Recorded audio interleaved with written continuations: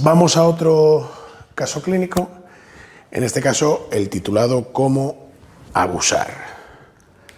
Abusar.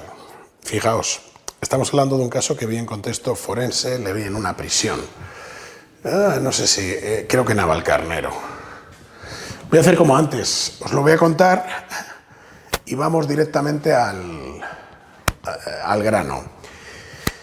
Bueno, pues en este íbamos a prisión porque nos habían pedido una colaboración desde la Junta de Tratamiento de la prisión para evaluar a un señor que había hecho una conducta de abuso sexual. El señor en cuestión era de origen dominicano y agresión sexual, mejor dicho. Y lo que había... La historia era un poco rocambolesca. El señor en su momento había sido boxeador y lo que hizo fue una noche, estoy pensando si lo cuento así, vamos a ir más lento, venga, no. Venga, el contexto de la exploración era este, ¿no? Realizó una valoración a una persona que estaba en prisión. Nos encontramos, fui con una compañera profesional psicóloga también. Nos encontramos a un varón de 39 años, su principal... Me gusta cuando en las evaluaciones con personas que han cometido delitos sexuales es interesante que haya doble género, ¿vale? Varón, mujer, es interesante, ahí os lo dejo, para ver cómo se interactúan, relacionan con uno, con otro, etc. Varón de 39 años, la principal ocupación había sido ser boxeador, si bien había desempeñado diversas actividades profesionales, entre las que cabría destacar regente camarero en pub, cocinero y albañil. Cocinero y albañil previas a regente camarero de pub, entre medias boxeo. Nivel económico en prisión, evidentemente bajo. Tenía 2 hijas, una de una relación previa en la República Dominicana con la que no tenía contacto, otra de una relación con una española con la que mantenía mínimo contacto, y en la actualidad tenía una pareja que tenía 5 hijos, que le iba a ver a prisión. Pareja que venía a ver a prisión a otra persona y le vio a este y se hizo pareja de este. Bueno, todo como veis, muy rocambolesco. No llegaba a estudios primarios en el equivalente español y era de origen, como os he dicho, dominicano. Bueno, nació en la República Dominicana, cuarto de 9 hermanos, se define como una persona inquieta, con dificultades para los estudios. Él dice que era muy mal alumno, que nunca estaba quieto, que le castigaban muchas veces, que le echaban de clase porque no hacía caso y se levantaba del asiento.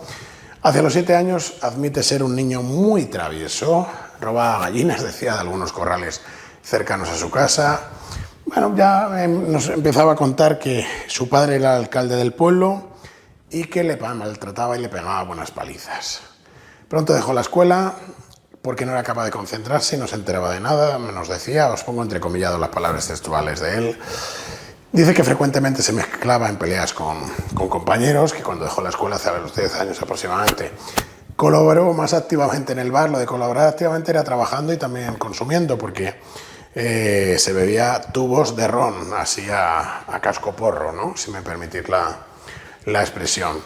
Esta dinámica la mantuvo hasta los 12 años. De las cantidades iniciales de un tubo o 2 llega a beber entre media y una botella. Y aquí recordar siempre una máxima que digo yo: si te confiesa eso hay que elevarlo al cuadrado y multiplicar por 2. Apostaba grandes cantidades de dinero. Empezó con el juego, billar, etc. Pero empezó a meterse en peleas con las que ganaba dinero.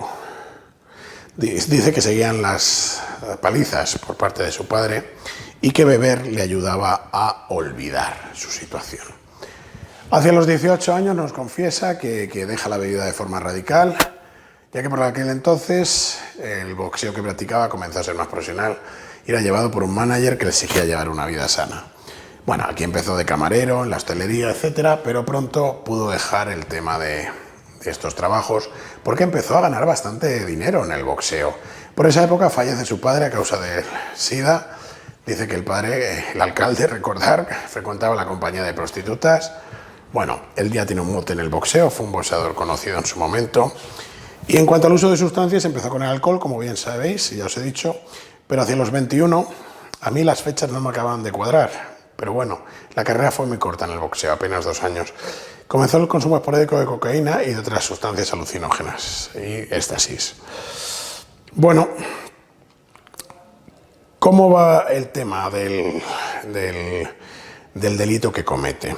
Bueno, Cuando él deja el boxeo, tiene algo de dinero, independientemente de que gastaba muchísimo en juego, llegó a gastar miles de euros en noches en el bingo. Y cuando deja, como os digo, el boxeo, compra un pub en un municipio del sur de Madrid y ahí se echa una novia que era una cliente del pub, una cliente mucho más joven que él, ¿vale? Mucho, más de 15 años más joven que él, pues de una familia desestructurada, etc. Bueno, este aquí que la acaban la familia de ella en casa con él. En casa era el pub abajo y arriba la casa, ¿vale? Y en un momento dado pues se quedan embarazados, él y su pareja. Época X, él quiere tener el hijo, hija, y la chica, mucho más joven, apenas 18 o 20 años, tenía dudas. La madre de ella se las resolvió, vamos a decirlo así, y lograron hacer que abortara, ¿vale? También querría la chica, no queda claro, pero este es el relato de él, ¿vale?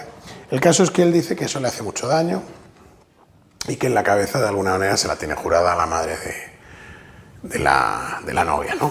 Entonces, una noche de desparrame en el pub, la chica no está por lo que sea y estaba arriba la madre en el domicilio y él y un amigo de él suben y obligan a esta señora a hacerles a ambos una felación. Tras eso, el otro quiere más, ¿no? Quiere consumar una penetración vaginal y este dice que ahí se arrepiente, que al otro le echa de casa a guantazo limpio y que él ahí se siente mal y que se va al baño y que se hace unos cortes en las muñecas, en la cara con una cuchilla, ¿vale? A todo esto, él tiene antecedentes de otro tipo de delitos, robo con violencia, etcétera, previo a todo esto. La mujer pues se queda consternada tras la situación y no aparece la denuncia hasta el mes. A partir de ahí, pues él entra en prisión, es condenado. Y bueno, aquí tenéis la prueba psicopatológica cuando yo le evalúo. Aspecto adecuado, bien orientado auto y psíquicamente, no alteraciones del nivel de conciencia ni atencionales, no refiere problemas en funciones fisiológicas. Inteligencia normal, según apreciación clínica, bien es cierto que el nivel sociocultural era bajo. Impresión de sinceridad en sus declaraciones. Interno en centro penitenciario. Finalizaba su condena en 2012. Yo le vi en 2000. Dejarme pensar. 7, 8, ¿vale? ¿De acuerdo? Y lo que se pretendía era si pasaba a un tercer grado u otras medidas.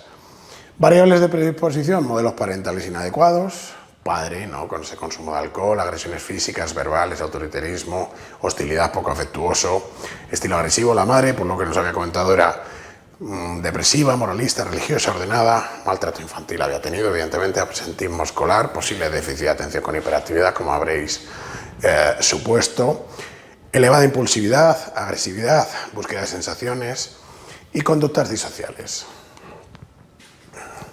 Estas son las pruebas que le apliqué, SCL-90, ya sabéis cuál es, HCR-20 la hemos visto en otro de los casos propuestos, riesgo de violencia futura, SVR-20, riesgo de violencia sexual, es una derivada de la anterior, la PCL, versión de screening, impulsividad de Plutchik, NPI2 y la IT, de riesgo de trastornos de la personalidad, versión DSM. Bueno, en el SCL-90, pues como buen antisocial /X, me supera el punto de corte en todo, lo cual te está diciendo que exagera síntomas. Me dio riesgo de trastornos de personalidad paranoide, rasgos límites, narcisistas. Bueno, en la PCL-SV se me quedó por debajo del punto de corte de psicopatía, lo que más dio seducción superficial, muy tosca, he disfrutado mucho con las mujeres, mirando a la compañera psicóloga, me he acostado con 2 a la vez, como si eso fuera necesariamente atractivo, ¿no?, para una mujer. Bueno, tenía estas respuestas, era muy bueno en el boxeo, pegaba muy duro, aunque soy pequeño pegaba muy duro, aunque me vean muy pequeño tengo una vaina de 25 centímetros, bueno, pues la autovaloración grandiosa, le puse ahí un punto, tendencia a mentir o engañar, le puse un punto, tenéis ahí la justificación, bueno, tenéis frases para ver cómo se puntúa, el por qué. Voy pasándolo para que podáis pararlo si tenéis interés en leerlo. Culpa, bueno, él desplazaba hacia el exterior, estilo atribucional externo. Impulsividad, para mí era lo más sobresaliente en el peritado con su relato. La inadecuación en el control del comportamiento también era ya muy llamativa. Si veis lo que tiene más de los dos factores, los factores de la PCL, sobre todo es el de comportamiento social desviado, ¿vale? Más que el primer factor, que es el que correlaciona con histrionismo y falta de empatía y narcisismo. Bueno, ahí tenéis las puntuaciones.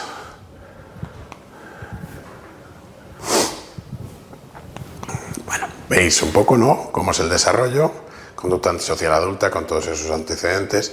En la HCR, riesgo de violencia futura, pues le puse estas puntuaciones que vais viendo, ¿de acuerdo? Y lo que yo detecté es que había un riesgo de violencia futura elevado por sus puntuaciones. Es decir, que había un riesgo de delincuencia en el futuro alto. Lo que no había era un riesgo de delincuencia sexual alto. Es decir, había sido condenado por un delito sexual, pero no era un delincuente, entenderme bien, de ese perfil, es decir, no era un probable violador en serie, ¿vale? Esto había sido una circunstancia en un contexto X por unos, no sin justificar evidentemente, por unos factores X que le llevaron a esa conducta sexual, pero que no era su tendencia delictiva, ¿vale? Impulsividad elevadísima, superando el punto de corte, como veis en todo de forma exagerada. Y con diagnóstico en ese momento de SM, en el eje 1 no le puse nada, aunque le podía haber puesto juego patológico en entorno controlado, ¿vale?